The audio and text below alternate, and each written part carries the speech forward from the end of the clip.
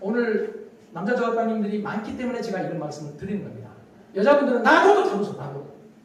제가 강의를 하면 강의 제일 어려운 곳이 남자들만 있는 곳이에요. 남자들은 웬만해서 안 웃어. 그리고 오해하지 마십시오. 여러분이 그렇다는 게 아닙니다. 일반적으로 다 그런 건 아닌데요. 강의를 가보면요. 제가 6,000번 이상 강의를 다니면서 제가 스스로 터득한 이치입니다. 오해하지 마세요. 여자분들은요. 이렇게 앉아있어요. 이렇게. 그리고 오늘 명강사가 온다고 그러면 그 말을 여자는 믿어요. 여러분 여자들은 쉽게 믿어. 목사님, 스님 말씀도 여자가 훨씬 쉽게 믿어. 내 말이 틀렸습니까? 일반적으로 다 사람마다 다르지만 그래서 이렇게 앉아있어. 이렇게 앉아있다가 명강사가 온다니까 기대를 해. 제가 딱 들어가면 상당히 많은 여자분들이 나를 보고 실망을 해요. 난 보면 딱 알아. 눈빛 보면 알아. 눈빛 보면 알아. 실망해. 이게 본능적으로 명강사가 온다니까 명강사 멋진 놈! 이렇게 생각을 하고 있는 거예요. 우리 뇌는 그렇게 돼 있거든. 명강사 멋진 놈! 근데 멋진 놈이 아니라 키도 좋고 눈도 좀 돌리게 생겼죠. 네. 이러면 딱 들어오니까 야 큰일 났다 이거. 큰일 났다. 그러면서 뭘 하느냐? 실망을 해. 그게 눈빛에 나타나? 그런데 여자의 위대함이 어디에 있느냐? 이렇게 앉아있다가 실망을 하다가 다시 자세를 가다가 그리고 마음속으로 이런 생각을 하죠. 그래 명강사치고 잘생긴 놈 어딨나 씨. 강의하고 얼굴하고 무슨 상관이냐 씨. 키 큰 놈 강의 잘하는 놈 못 봤다. 아니 이제 오해하지 말고 들어주세요. 그런 생각을 하면서 자기를 다독인다. 그러면서 다시 의욕을 갖게 된다. 이걸 레실리언스, 회복력이라고 불러요. 사람한테 제일 중요한 게 회복력이에요. 나이가 먹을수록 회복력이 중요해요. 여러분 우리 그 젊었을 때는 손 등을 한번 이렇게 잡아보시면 금방 펴지죠. 그런데 나이가 들어갈수록 좀 더 늦게 펴지죠. 회복력이 낮아졌다는 얘기입니다. 그런데 이 육체만 회복력이 필요한 게 아니고요. 우리 그 상처도 젊었을 때 금방 났잖아요. 그냥 이것도 끄덕끄덕 안 하고 아니라고 이렇게 쳐다봐야 되겠습니까 지금? 금방 나 상처도. 그런데 나이가 들어가면 상처도 더 늦게 났잖아요. 늦게 안 오잖아요. 회복력이 떨어지는 거예요. 그런데 여러분 몸보다 더 중요한 게 마음의 회복력이에요. 마음의 회복력. 마음도 실망했다가 절망했다가 다시 딛고 일어서는 힘. 이게 엄청나게 중요한 회복력입니다. 근데 여자들은 금방 회복돼가지고 바로 이렇게 앉아가지고 뭘 하느냐? 참여를 해요. 어떤 여자는 등도 안 기대 참여하느라고. 그리고 제가 강의 딱 시작하면은 맞는 얘기를 하잖아요. 맞는 얘기를 그럼 막 끄덕끄덕해요. 맞아. 뭐 박장대서 그래. 어떤 여자 조직에 제가 강의 가면 뭐 시민단체 같은 데 가면은요. 어떤 여자가 울어. 웃다가 울어. 진짜 그런 적이 몇 번 있었거든요. 별것도 아닌데 그분들이 웃는 얘기는 내가 강의를 잘해서 웃는 게 아니라 눈이 재밌게 생겼대. 그런데 이렇게 참여를 하는데 그리고 자기 모르는 얘기를 하잖아요. 그럼 또 배워요. 아 그렇구나. 되게 좋고 배워요. 그러니까 버릴 게 하나 없어. 보세요. 아는 얘기하면 공감하고 모르는 얘기하면 학습하고 empathy and learning. 그래서 시카고대에서 연구한 결과 중년 여성의 학습 성과가 최고다. 이런 주장을 한 거예요. 여러분 중년 여자 무시하면 안 됩니다. 앞으로 세상을 지배할 가능성이 높습니다. 물론 다 그런 건 아니지만 일반적으로 여성성이 그렇다는 얘기예요. 그런데 남자분들, 여러분은 그런 게 아니에요. 남자분들은 아무리 명강사가 온다고 해도 아예 기대도 안 해. 기대도 안 해. 명강사 뻔한 놈인데 누구 우리가 그걸 왜 모른다 씨. 뻔한 놈입니다. 뻔한다고 했는데 뻔하다고 생각을 하고 그냥 앉아있는데 그냥 앉아있는 게 아니고 대부분이 여러분은 그렇지 않지만 마음은 이렇게 앉아있어요. 그냥 이렇게 앉아있어 발도 또 올리지. 더 복잡한 놈은 이렇게. 지금은 그런 사람이 없지만 옛날에 졸업식 할 때 가면은 뭐 무슨 그 높은 사람이라고 앉아있는 기관장들이 이런 경우 많았거든요. 여러분 그때는 선출이 아니었나 몰라. 그래서 그렇게 앉아있나 몰라. 지금 선출직이 그러면 바로 망합니다. 이렇게 앉아있어. 그리고 강사가 강의를 시작하면 자기 아는 얘기를 하면 이렇게. 그걸 누가 모르냐 이 자식아. 모르는 얘기하면 별로 다 말하네 씨. 우리가 그게 무슨 상관이냐. 앉자마자 뭘 하느냐. 판단이야 판단. 여러분 묻겠습니다. 판단을 해야 되겠습니까? 참여해야 되겠습니까? 참여해야 참여해. 여러분들 저와 보니 판단하기를 바라세요? 참여하길 바라세요? 상대로 하여금 참여하게 만드는 게 리더십입니다. 그런데 판단해버리면요. 우리는 늘 판단의 대상이 돼버리잖아요. 그래서 저는 여러분부터 리더가 판단이 아니라 스스로 참여하는.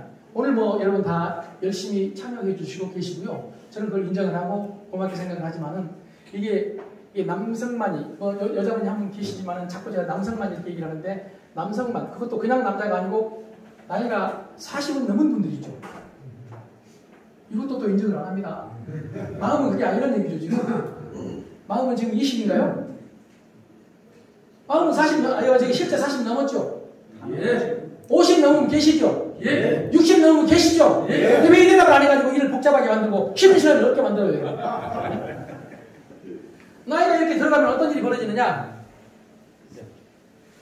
고집이 세져요. 왜냐하면 경험이 많아지거든. 경험이. 자기 경험을 가지고 세상의 모든 것을 재단해요. 그래서 판단해요. 내가 경험을 봤는데 늘 윗사람들이 하는 얘기. 내가 해보니까. 내가 경험했는데. 이런 놀라운 얘기를 합니다. 앞으로 여러분 그런 얘기를 이것을 하지 말아야 됩니다. 그런 얘기 하면 바로 여러분 꼰대입니다. 세상은 변하는데 내가 경험해본 그 경험을 가지고 세상을 재단하면 그 의사결정이 제대로 된 의사결정이 되겠습니까? 잘못된 의사결정입니다. 지금까지 역사는 늘 윗사람이 아랫사람을 가르쳤습니다. 그래서 그 교육 방법 중에 하나를 우리는 멘토링이라고 합니다. 멘토링. 이제는 우리는 아랫사람한테 배우는 영 멘토링의 시대에 들어섰습니다. 인류 역사상 처음입니다. 공자님도 아랫사람을 가르쳤습니다. 그런데 이제 아랫사람한테 배워야 되는 그런 세상이 된 거예요. 왜요? 세상이 변합니다. 특히 디지털 시대로 변하면서 디지털은 우리는 이주민이고 지금 젊은 친구들은 디지털 원주민입니다. 동의하신가요? 네. 그럼 원주민한테 배워야지 이주민 잘난 척하면서 이건 이렇게 해라 저건 저렇게 해라 디지털 세상을 살면서 되겠습니까? 그리고 훌륭한 리더 특징은 아랫사람한테 배우는 거예요. 옛날에도 그런 게 필요했지만 지금은 더더욱 그렇다. 아랫사람한테 배우는 거다. 그래서 아랫사람한테 배우기 위해서는 끊임없이 내 스스로가 내 마음을 어떻게 해야 되겠습니까? 낮춰야 되겠죠. 겸손한 자세를 가져야 되겠죠. 자, 제가 소통 얘기하다가 쇼통까지 얘기를 했고 그리고 이제 변화가 어렵지만은 나이가 들수록 변화가 어려운 이유를 중국 속담대로 말한다면은 오래를 구자를 씁니다. 구. 그리고 즉 어려울 난자를 씁니다. 난. 변화. 오래될수록 변화가 쉽다 어렵다? 오래될수록 변화가 어렵다. 이게 세상의 이치다. 나이가 들수록 변화가 어렵다. 변화가 없을 때는 나이 든 남자가 최고였습니다. 그래서 마을에 가면은 가장 큰 어른이 나이가 많은 남자. 이거 인정하십니까?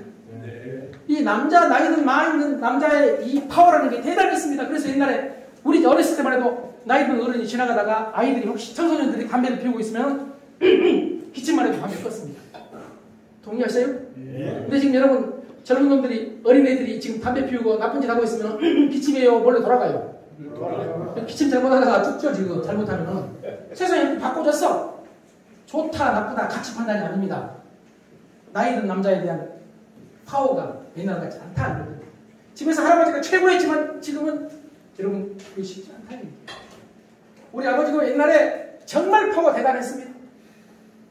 저희 아버지 이제 시골에서 모조 공무원 하시는데 갔다가 집에 딱 들어오시면은 기침하면은요 이 기침 한마디에 모든 게 정리돼 버립니다. 우리 어머니는 밥 차리러 부엌으로 나가고 어떤 놈은 공무원 척하고 우리 지금 산업 일년이니까 아이들이 막 어떤 놈은 마당 신청하고 막 놀라운 일이 벌어졌습니다. 그럼에도 불구하고 우리 아버지는 왜 이제 이 청소를 왜 이제 하냐 그래도 우리 아버지 앞에서 한마디 못했습니다. 저는 그 아버지의 나이가 훨씬 넘어버렸습니다. 지금 훨씬 넘어서 내가 지금 그런데 집에 가가지고 왜 청소 이제 하냐고 이 말 못합니다. 하면 죽음입니다. 우리 아버지는 집에 들어오기 전에 기침했지만 내가 집에 들어가기 전에 기침하다가 당한 적이 한두 번이 아닙니다. 노인네처럼 쓸데없이 기침한다고. 옛날 우리 어머니하고 너무 다른 세상을 저는 살고 있습니다. 나만 그런가? 알고 봤더니 다른 건 다 비슷하더라고요. 여러분 중에 오히려 그렇지 않은 사람이 더 위험한 사람이 될 수도 있다는 얘기입니다. 나이 든 남성의 파워가 떨어졌다. 이걸 인정하면은 여러분 놀랍게도 새로운 권위가 생기거든요. 신뢰라는 권위가 생겨요. 파워가 아니라 신뢰요. 옛날에는 파워였습니다. 지금은 신뢰입니다. 조합원들에 대한 파워가 아니라 그들로부터 얻게 되는 신뢰. 이게 여러분의 자리입니다. 그리고 여러분의 발전을, 여러분의 성장을 담보한다는 걸 인정하십니까? 아내와 가족에 대한 내 파워가 아닙니다. 아내와 가족으로부터 얻게 되는 신뢰. 파워는 내 자리에서 나가지만 신뢰는 너 마음에서 나와요. 그래서 마음을 얻기 위해서 상대를 설득시키는 일. 뭐 다음 시간에 말씀드리겠지만 그게 중요한 세상이 지금 되고 있다. 자, 정리를 하기 위해서 나이 들수록 변화가 어렵다. 자, 나이 든 사람이 변화가 더 어렵다. 일반적으로 동의하십니까? 또 하나, 남자와 여자 중에서 누가 더 변화가 어렵다고요? 남자가 변화가 더 어렵다. 여자가 더 변화가 잘한다. 그래서 옛날에 변하면 죽는다는 시절에는 변화가 없는 남자가 유리했고 또 나이가 먹을수록 유리했어요. 그럼 남자가 유리하고 나이가 먹을수록 유리했다. 바로 이 사람이 누구냐? 앞에 서 있는 저거죠. 그런데 놀랍게도 이제는 반대가 됐어. 나이가 들어간 남자가 고정관념을 그대로 가지고 있으면은 여러분 본인을 잃게 된다. 신뢰를 잃게 된다. 그래서 나이가 들어가는 남자가 나이가 들어갈수록 점점 두 가지를 해야 된다. 몸을 낮추고 마음을 풀어야 된다. 그리고 열 거는 필요하면 지갑을 열어야 된다. 닫을 건 입을 닫아야 된다. 그런데 나이 든 남자가 입을 열고 지갑을 닫게 되면 어디 되는 거예요? 동의하십니까? 네.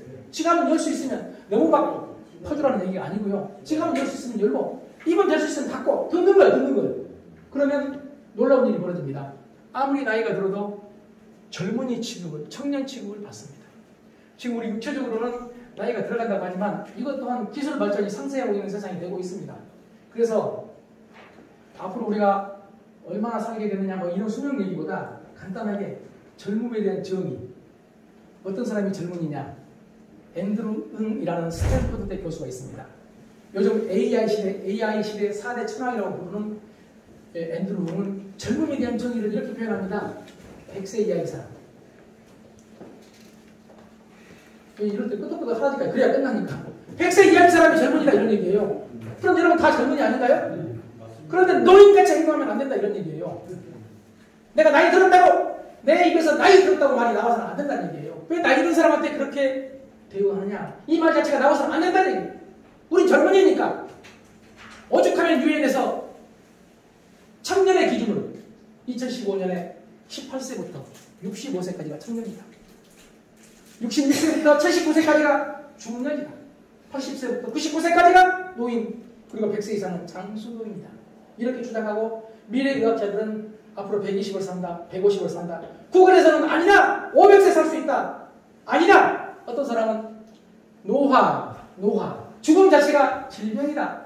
그렇다면 질병은 고칠 수 있다. 그래서 우리가 원하는 방향으로 수명을 연장할 수 있다는 말이 나올 정도로 세상이 지금 바꿔지고 있습니다. 이렇게 아주 오랫동안 젊게 살아야 되는 그런 세상입니다. 그러니까 이런 세상에 적응하기 위해서는 우리는 끊임없이 나를 내려놓고 겸손한 자세로 상대를 받아들일 때 소통이 가능하다는 말씀을 드리고요. 지금 여러분들이 하시는 일이 경영입니다. 경영. 이걸 인정하십니까? 경영. 네. 그래서 이제 경영에 대해서 간단하게 제 얘기가 아니라 피터 드러커라고 들어보셨죠? 예, 그냥 들어봤다고 안 들어봤다고 하면 되고요. 들어보신 분은 그냥 대답해 주시면 저는 한 번도 2차 질문 해본 적이 없습니다. 우리가 2차 질문 때문에 대답을 못 하시는데 피터 드러커 경영학의 아버지라고 할 수 있는 사람이 지금 주장했던 아주 간단한 것. 경영은 뭐냐? 경영은 아주 핵심만 짚어서 말씀을 드려본다면 경영은 인간에 관한 것이다. 그런가요? 인간에 관한 것이다. 그런가요? 두 번째, 경영은 목표 달성의 기술이다. 이 두 가지가 전부다. 그러니까 다른 말로 표현하면 경영이라는 것은 인간과 함께 목표를 달성하는 기술이다. 이렇게 한마디로 정리된다. 인간과 함께 목표를 달성하는 기술. 이게 여러분 경영만이 아니라 가정 경영도 가족 구성원들끼리 몰라요? 내 아내, 내 아이들 가족 구성원이죠. 다시 말해 인간이죠. 이 인간과 함께 가정에서 목표는 일반적으로 행복이죠. 행복이라는 목표를 달성하기 위한 기술이다. 그러면 여러분도 마찬가지로 인간과 함께 조합원들과 여러분 직원들과 그리고 여러 이해관계자들과 함께 여러분의 목표를 달성하기 위한 기술, 이게 바로 경영이다. 그 경영의 기술을 한마디로 뭐라 부르느냐? 리더십이라고 부른다. 리더십. 이건 뭐 제가 이걸 오늘 오래 한 게 아닙니다. 간단하게 정리합니다. 리더십인데 그 그 리더십의 핵심이 뭐냐? 아주 간단하게 들어가는 얘기합니다. 이분이 돌아가신 지가 한 10수년 됐는데요. 사실은 20세기 최고의 학자였죠. 통찰력이 뛰어나신 분입니다. 경영만 공부한 게 아니라 경영을 공부하기 위해서는 인간을 공부해야 되거든요. 자, 그런데 이 리더십의 핵심이 뭐냐? 여러분 잘 보세요. 명령이 아니다. 20세기는 리더십은 명령이라고 생각하는 사람이 있었거든요. 우리 입에서 명령이라는 말 자체가 안 나와야 됩니다. 그럼 뭐냐? 설득이다. 간단하게 말했습니다. 여러분, 나이가 그분이 96세 돼갖고 돌아가셨거든요. 쉽게 말하면 우리 입장에서 봐도 옛날 사람이에요. 그런데 그 시절부터 그분은 경영은 인간과 함께 목표를 달성하는 기술이고 그 기술을 리더십이라고 하고 리더십은 간단하게 말하면 명령이 아니라 설득이다. 이렇게 정리합니다. 이게 뭐 국가 경영이든 어떤 조직 경영이든 가정 경영이든 다 똑같아요. 경영은 다 똑같다. 자, 설득. 그럼 이 설득을 하기 위해서는 뭘 이해해야 되느냐? 세상을 이해하고 인간을 이해해야 되죠. 세상을 이해하는 얘기를 말씀을 드리면 시간이 가니까 인간에 대해서만 한번 말씀을 드려보겠습니다. 여러분, 인간이요, 일반적으로 인간이 이성도 있고 감정도 있죠. 크게 봤을 때. 그런데 인간의 이성은 뭘 하느냐? 결론을 만든다. 결론을 만든다. 그런데 감정은 뭘 하느냐? 행동을 만든다. 우리 결론이 중요합니까? 행동이 중요합니까? 아니, 여러분 지금 행동하게 해야 됩니까? 아니면 알게 해야 됩니까? 아는 건 의미가 없습니다. 행동해야 됩니다. 결론적으로 그 말이 맞아 해봐야 아무 의미가 없습니다. 그렇게 행동해야 합니다. 행동하게 하는 것, 이게 설득이란 말이에요. 자, 인간의 이성은 결론을 만들고 인간의 감정은 행동을 만든다는 것이 심리학자들이 아주 간단하게 정리해보면, 물론 우리 뇌라는 것 자체가 서로 연관이 되어 있기 때문에 딱 떨어지게 정리할 수는 없지만 일반적으로 이렇게 구분할 수 있다는 얘기죠. 자, 그런데 이성은 일반적으로 이성은 남자와 여자 중에서 누가 더 상대적인 우위일까요? 사람마다 다르지만 상대적으로 누가 더 결론과 논리를 좋아해요? 남자요. 네, 남자예요. 남자. 그런데 누가 더 감정적이에요? 여성이에요. 여성이에요. 그런데 우리 20세기 교육은 19세기부터 이성 중심이었습니다. 감정을 무시했습니다. 이성적이어야 된다. 그리고 감정은 나쁜 것이다. 감정은 악마다. 종교까지 그렇게 말했어요. 그렇게. 그래서 감정을 무시하고 오직 이성만 키우다 보니까 어떻게 변했느냐? 게리 해머리라는 미국의 대단한 경영석학은 이렇게 주장합니다.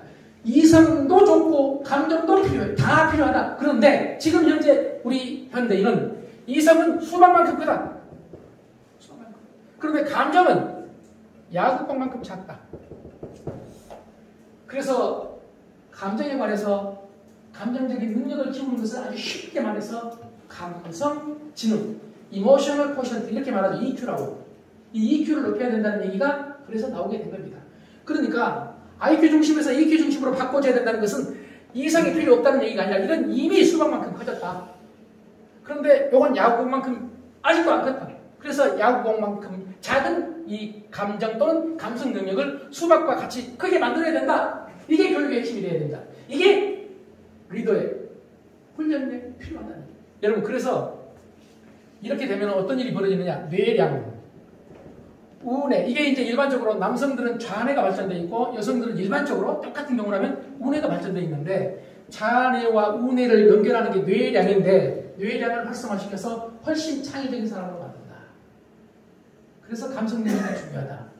감정을 세련되게 만들어야 된다. 감성 능력 그러면 어떤 분은 감정을 세련되게 만든다 이렇게 주장하기도 하거든요. 그렇게 한번 생각을 해주시고 그래서 점점 이 우뇌를 가진 여성적인 리더십이 필요해진다. 그래서 여성이 될 가능성이 아주 높다. 그래서 남성은 같다 이제 여성이다 이렇게 주장하는 학자나 전문가들도 지금 막 나오고 있는 거죠. 그러니까 우리가 남자가 파워가 떨어진다기보다는 여성의 파워가 우리만큼 이제 올라온다 이런 얘기죠. 더 쉽게 말하면 우리 남자는 이미 수박만큼 돼 있다니. 여자분들은 지금 양고 이 여자를 키워서 여자의 감성을 키워서 같이 대등하게 되게 만드는 게 이게 이제 진짜 미래의 발전을 위해서 필요한 것이다. 이런 주장을 해보는 거죠. 그리고 또 하나가요. 이 우뇌와 좌뇌를 한번 보세요. 좌뇌는요 일반적으로 정보를 저장하는 기능을 합니다. 정보 저장 기능. 대단히 중요했습니다. 옛날에는.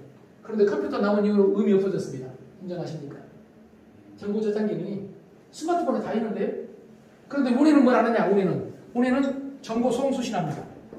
물론 정보 소송 수신도 요즘 뭐 이메일이라든지 아니면 뭐 스마트폰을 통해서 소통이 되지만은, 그럼에도 불구하고 정보를 받아들이고 내보내는 정보 소송 수신 기능이 중요해지고 있습니다. 이게 소통입니다. 동의하십니까? 정보를 받아들이고 내뱉는 게 소통이라는 얘기예요. 그런데 이 소통을 누가 더 잘하겠습니까? 우뇌가 발전된 여성이 더 일반적으로 놔두면 더 잘한다는 얘기예요. 이 중풍이라고 들어보시죠. 중풍. 이 중풍은 대부분이 우뇌 중풍입니다. 우뇌 중풍이라는 건 뭘 의미하느냐? 정보를 받아들이고 내보내는 기능이 파괴된다.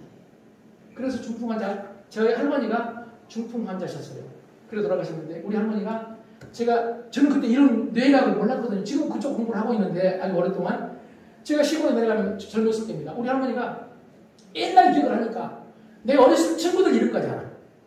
그리고 친구 안부를 물어보면서 지금 이 친구도 같이 만나냐, 지금 어디서 사는데 물어봐요. 그런데 우리 할머니가 어떻게 중풍입니까? 나는 중풍 아니라고 생각했어요.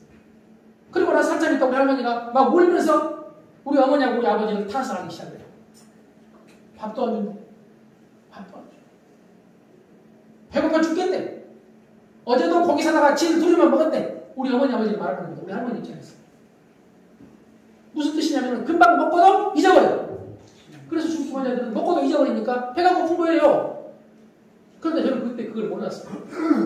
저희 어머니한테, 어머니 아무리 중풍 할머니를 오래 모신다는 거 힘들지만, 제가 그건 알지만 밥까지 안 줘도 되겠냐고 그렇게 어머니를 탓했거든요.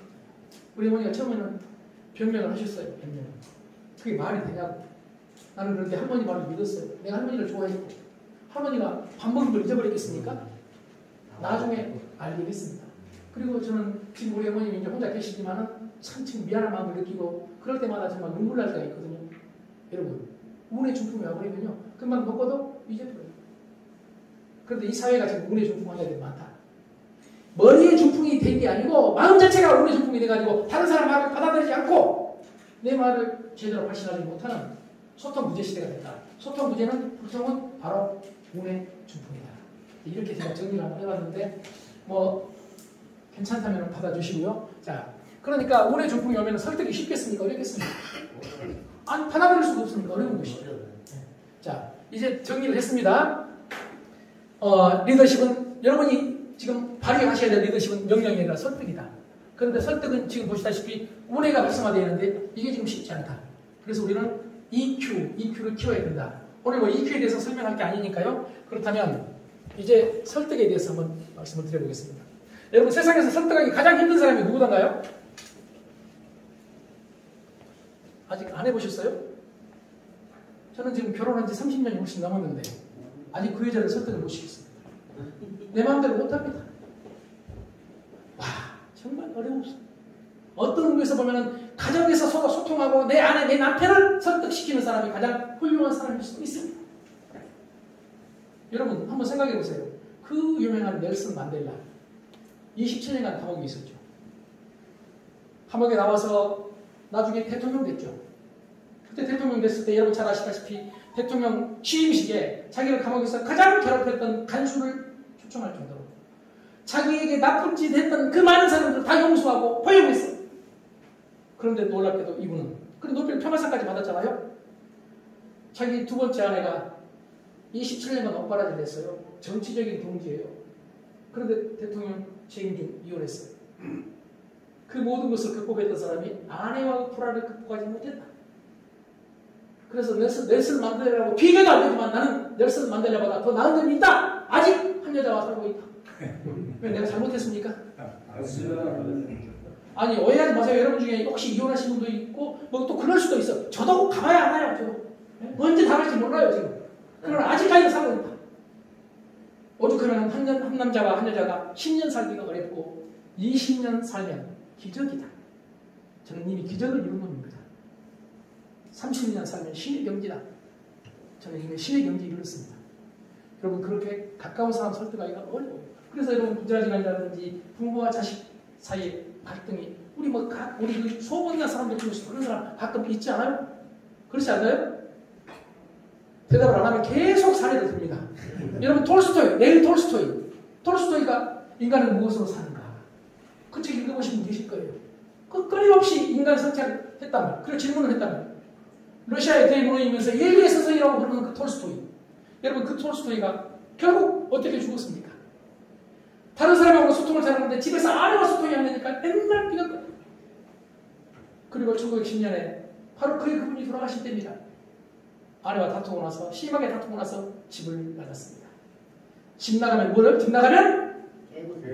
이렇게 도와주셔야 돼. 그럼 빨리 끝납니다. 집 나가면 개고생. 이분이 집을 나가가지고 10일 만에 폐렴으로 허름한 간이 여기서 시체로 발견됐습니다. 인류의 스승이 아내와 갈등을, 아내와 불화를 극복하지 못했던 것입니다. 여러분, 그런데 그 레오 톨스토이가 인간은 무엇으로 사는가에서 주장했던 4가지를 한번 소개해 보겠습니다. 이건 이제 4개의 마차팀, 4호스 팀 이렇게 주장을 하면서 이 4개의 능력을 향상시키는 것, 그리고 이 향상된 능력을 일상에서 발휘하는 것, 이게 최선의 방법이다. 인간으로 잘 사는. 그러면서 주장했던 4가지가, 첫 번째가 몸을 쓰는 겁니다. 땀을 쓰는. 땀을 흘려야 된다. 땀. 물론 그 시대는 지금하고 다르지만 저는 여러분한테 제안합니다. 땀 흘려야 됩니다. 동의하십니까? 지금 현대인들은 너무나 육체적인 활동이 적습니다. 운동을 해야 되는데 운동하기가 따로 시간 내기가 쉽지가 않죠. 쉽지가 않죠. 어떤 분은 그러잖아요. 헬스 도구, 런닝머신이가 집에 사놓고 헬스 하다가 끊는다잖아. 헬스장에 간 사람도 몇 번 가다가 말아버리고. 헬스장에 갈 때도 그냥 갑니까? 엘리베이터 타고 내려와가지고 지하에서 차 타고, 차로 가가지고 또 헬스장 차로 엘리베이터로 올라가가지고 헬스장에 들어가서 헬스하고 오는데 똑같은 과정을 밟아서 놀랍게도 며칠 만에 그만둔다는 얘기예요. 그래서 헬스장에 있는 그 중고 상품을 어떻게 팔 것인가를 옥션이라는 곳에서 옛날에 연구했던 거죠. 얼마 안 쓰고 버리니까. 그래서 어떤 사람은 이런 주장을 합니다. 헬스장 비싸게 끊지 말고 그냥 집에서 헬스장까지 갔다가 오면 된다. 걸어서. 여러분 좋은 방법 아닌가요? 오죽하면 이런 말을 하겠습니까? 현대인이 너무 안 옮깁니다. 아까 말씀드린 대로 우리 인간은요 20만 년, 30만 년 동안 석기시대 때 얼마나 걸었느냐, 되게 학자들 견해에 따르면 9km에서 14km를 걸었어요. 지금 그러니까 우리가 9km에서 14km를 걷는 게 우리 몸에 최적화된 거다. 최적화된 거다. 그런데 그렇게 따로 운동하기가 쉬워요, 어려워요? 어렵죠. 그래서 일상에다가 살짝 끼워 넣자. 그래서 일본에서 일어나고 있는 운동이 하면서 운동. 자, 아까 제가 의자를 다시 한번 꺼내보겠습니다. 예를 들어서 여러분 이제 사무실에 나가시면요, 사무실에 나가시면 의자에 앉죠. 의자에 앉을 때 그냥 습관적으로 이렇게 엉덩이를 들이대고 팔 이렇게 하고 10초 있어라 하면서 오는 거예요. 그리고 집에서 혹시 설거지 하십니까? 안 하십니까? 하시죠? 미래가 확실합니다. 이런 분들. 가끔은 남자답게 설거지를 안 하는 분이 계세요. 그럼 남자답게 죽습니다. 설거지가 뭐가 어렵다고? 고정관념이에요. 고정관념. 우리 아버지는 절대 설거지 안 하셨지만 나는 설거지 노사입니다. 설거지할 때 그냥 하지 말고 설거지 하면서 발을 옆으로 걷었다가 뒤로 한 번씩 했다가 뒤로 하면은 뒤태가 좋아진대. 이 습관만 되면은 여러분 얼마나 좋겠습니까? 다시 말씀드리면 따라오시고 하면 뭡니까? 엑서사이즈, 운동을 못하니까 액티비티, 활동을 해라. 이걸 다른 말로 말하면 NEAT입니다. N, non, exercise, 비운동성, 액티비티, 활동, 비운동성 활동. 그래서 테모제니시스, 이게 뭐냐? 열 발생. 테모제니시스 혹시 발음 되나요? 열을 발생시킨다. 활동을 해야 열이 발생된다. 열이 발생되고 체온이 올라가야 여러분 암이 잘하지 못하잖아요. 인정하십니까 이건? 그리고 체온이 올라가야 우리 면역력이 강화되지 않습니까? 그래서 열을 내게 하기 위해서는 엑서사이즈, 운동을 해야 되는데 그 운동이 어려울 때는 넌 엑서사이즈, 다시 말씀드리면 비운동성 활동을 하자 이런 얘기죠. 그냥 아파트가 10층이면 10층까지 올라가기 어려우면 딱 보고 한 5층까지만 올라가는 거죠. 그냥 올라가지 말고 올라가면서 물만 냈네? 하고 올라가는, 기분 좋게. 여러분 똑같은 일도요 웃으면서 기분 좋게 하면은 재밌습니다. 만약에 등산할 때요 남이 시켜서 하면 재밌겠습니까? 땀을 뻘뻘 흘리면서 등산하시는 분들 보세요. 그분들 뇌 속에서 놀랄 때 엔돌핀 나오고 세로토닌 나옵니다. 행복 호르몬 나옵니다. 그런데 남이 시켜서 그 짓 하면은요 코르티솔, 스트레스 호르몬 나옵니다. 이건 인정하십니까? 그러니까 계단을 올라가서도 기쁜 마음으로 하면은 엔돌핀 나온다니까요. 세로토닌 나온다는 거예요. 행복으로. 이렇게 일상에다가 잠깐 끼워 넣는 것. 이걸 하면서 운동법이라고 하는데 일본에서 요즘 엄청나게 확산되고 있습니다. 막 책이 나오고 TV에 소개하고 막 유튜브가 나오고 시작을 하고요. 예, 이쪽에 하면서 운동법. 일을 하면서 살짝 끼워 넣자. 아침에 일어나서부터 일상이. 그래서 아침에 칫솔 잘 돼요. 그냥 받지 말고 이렇게 우리 스쿼트 하는 거 이렇게. 제 모습이 좀 그렇죠. 네, 이렇게. 근데 처음에는 어렵지만 이게 습관이 되면, 이게 습관 자체가 되면 쉬워진다는 거예요. 여러분 혹시 빨래 계세요? 빨래? 아니, 빨래 안 해보신 모양이네요. 빨래 하세요. 또 빨래 하면 될 거 아니에요 또. 예, 대단하신 분들입니다. 여러분 정말 생존이 아주 100세, 200세까지 빨래해서 빨래 갤 때 그냥 개지 말고 발을 양쪽으로 쫙 돌리고 이렇게 하면은 허벅지 양쪽 뭐가 돼요? 스트레칭이 된다는 얘기예요. 이런 여러 가지 방법을 써서 별거 다 아니지만 또 여러분 스스로가 어떻게 해요? 한번 만들어 내보세요. 생활 속에서. 그리고 아침에 여러분 회의할 때 직원들하고 같이 한번 박수 치고 깔깔깔 웃고 한 5번만, 아니 한 3번만 웃어도 돼. 같이 웃고 그러고 나서 각자 의자에 앉아서 발 올려가지고 한 10초만 있어보세요. 이런 일상을 NEAT, 니트로 한번 바꿔보면은 우리 땀 흘릴 수 있거든요. 그 시절에 이 톨스토이도 땀을 흘려야 된다고 주장을 했어요. 톨스토이는 백작 출신이잖아요. 그럼에도 불구하고 직접 땀을 흘려서 아침에 일어나면 청소하고 온 집안을 청소하고 물도, 그때는 물을 길렀던 모양이에요. 물도 길려고 했지 않습니까? 장작도 땀 흘리기 위해서. 자, 이분이 두 번째가 머리 쓰는 거죠. 다시 말해서 생각을 해라. 이건 뭐 톨스토이 전공이니까. 이 생각하자 말은 무슨 말이냐면요. 의식하자 말 같아요. 제가 생각할 때. 제가 읽어보니까 의식하자 말이에요. 우리 생각해요, 안 해요? 생각은 다 하죠. 생각 다 하죠. 하루에 생각 몇 가지나 하는지 아십니까? 5만 가지 생각하죠. 5 내지 6만 가지 생각을 합니다. 이게 과학적으로 발견됐습니다. 증명됐습니다. 5 내지 6만 가지 생각 중에 85%가 부정적인 생각이에요. 그래서 생각하지 말자, 생각을 비우자, 막 이런 얘기가 나오는 거예요. 그러나 의식적인 생각을 해야 된다. 밥을 먹으면서도 의식적인 생각을 해요. 아, 농부들이 얼마나, 농부 덕분에 지금 내가 밥을 먹고 있는 거잖아요. 그리고 의식을 하게 되면 밥을 더 천천히 먹을 수 있죠. 밥 먹는 건 여러분 우리 뇌에 쾌락으로 잡힙니다. 쾌락으로. 밥을 먹으면 도파민이라는 쾌락 호르몬 나와요. 이 쾌락 호르몬은 밥 먹을 때 뭐 저기 인간 이게 뭐죠? 그 저기 남녀 관계할 때 뭐 여러 가지 쾌락이 나오는데 이 쾌락 호르몬이 나오면은 기분이 좋아지거든. 근데 밥 먹을 때 쾌락 호르몬이 나온단 말이에요. 이 쾌락 호르몬이 나오는 이 좋은 것. 근데 이제 마약이 아니니까 밥을 먹는 거 좋은 거란 말이에요. 이걸 기왕이면 오래 느껴야 되겠습니까? 빨리 끝내야 되겠습니까? 오래 느껴야죠. 오래 느껴야 돼. 나가시면서까지 대답을 해주고 가시면 오래 느껴야 돼, 오래. 그러면 밥을 천천히 먹어야 되겠습니까? 빨리 먹어야 되겠습니까? 천천히. 근데 우리는 습관적으로 빨리 먹어요. 밥 하나 천천히 먹을 수 있도록 바꾸는 것 인생의 중요한 결단입니다. 밥 하나. 이게 쉬운 것 같지만은 여러분 이게 습관이 되면은요 놀라운 기적적인 일이 벌어진다고 했습니다. 별것 아니지만 오래 씹어서 천천히 먹으면 포만감도 빨리 오거든요. 그리고 건강에도 좋고요. 그리고 쾌락 호르몬이 오래 나오니까 오래 기쁨도 만끽할 수가 있고요. 자, 생각하는 것 의식적으로 생각해라. 그냥 뭐 저기 봄에 피어나는 꽃을 보고도 그냥 보는 게 아니라 의식하는. 나이가 들어가면 의식이 되니까 그 고은 시인, 뭐 그분의 평가를 떠나서 고은 시인의 그 꽃 있죠, 그 꽃. 내려올 때 보았네, 올라갈 때 보지 못한. 올라갈 때는 무의식적으로 올라가요. 이제 내려올 때 나이가 좀 들어가니까 의식이 되는 거예요. 의식을 하면 그 꽃이 아름답게 보이고 그 꽃 하나에서도 행복을 느낀단 말이에요. 그래서 여러분 행복은 유자 없습니다. 이런 말이 있죠. 젊었을 때 불행하다가 나이가 먹을수록 올라간다. 자, 세 번째가요. 수공예입니다. 물론 톨스토이 얘기입니다. 수공예. 당시 수공예를 했다는 것은 톨스토이가 직접 장갑하고 구두를 만들었다고 합니다. 자기가 신을 거예요. 그 말은 생산에 기여를 한다. 이런 얘기죠. 지금하고는 시대가 바꿔졌지만. 그리고 네 번째 강조한 게 소통입니다. 엄청나게 중요하게 강조했던 게 소통입니다. 그런 구도 아내와의 불화를 못했다. 그래서 저는 여러분한테 오늘 제안드리기를 뭐 가족 구성국은 다 다르기 때문에 오해할 수 있지만은 일단 아내를 설득하는, 아내와 소통하는 그런 관계를 만들 수가 있다면 인생이 달라질 수 있다. 그리고 여러분 밖에 나가서 하는 일도 더 잘 될 수 있다. 자, 아내 설득이나 다른 사람 설득이나 사실 거의 비슷하지만은 제가 이렇게 한번 정리를 해보고요.